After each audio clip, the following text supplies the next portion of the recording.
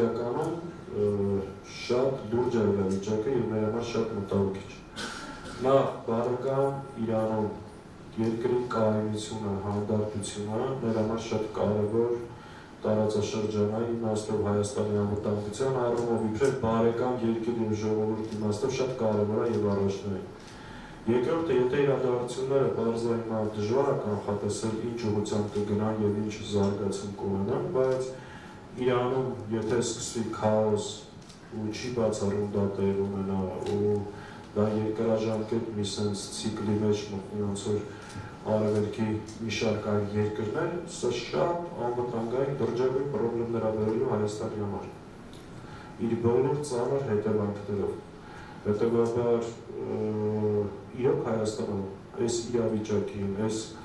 պայմաններին ես վստահ չեմ, որ այս իշխանությունները հավանական սցենարները քննարկել են ու պատրաստումներ տեսել են։ Երկար տեղի պատերազմը մեծ հոսք լինելու դեպի Հայաստան 100-200 մարդու մասին է լինելու խոսքու ավել, այսինքն եւ անվտանգային, եւ տնտեսական դրժագույն խնդիրներ ա բերել։ Եվ արդյոք մեր պետությունը անվտանգության բարձիկները ստեղծել է, համապատասխան սցենարներ քննարկել է, ընտրական հնարավորություններ մտածել է, վստահ չեմ, ընդհակառակը վստահ եմ, որ ոչ չի վարել, չի արել։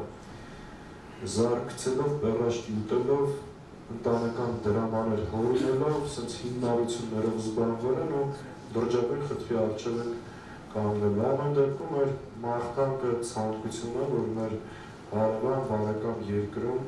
ես հաճախ ասում եմ երևի Խորհրդային Միության 70 տարիների ընթացքում դաշնակցության դեմ այդքան գիրք, գրականություն, ֆիլմ, չգիտեմ ինչ չեն պատրաստել, ինչքան սրանց այս 7 տարվա իշխանության օրոք։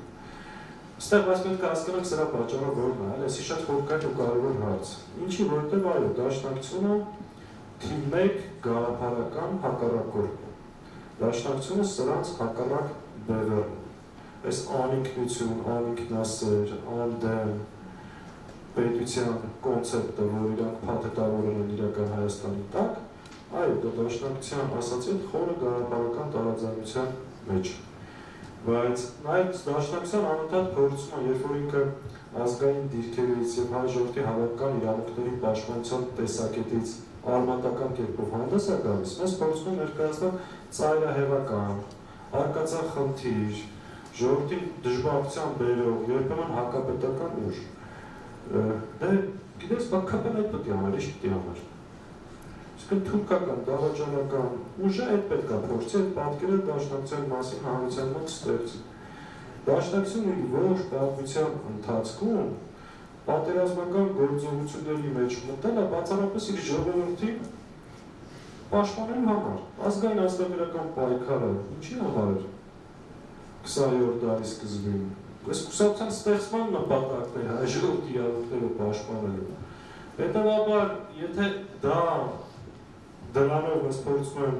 նկարագրել կամ ներկայացնել պատերազմի ուժ, մեր ժողովրդին պետք է անընդհատ խոսենք, որ բացատրենք մենք պատերազմի ուժ չենք։ Մենք պատերազմից մեր ժողովրդին պաշտպանող, իսկ պատերազմի ժամանակ մեր հայրենական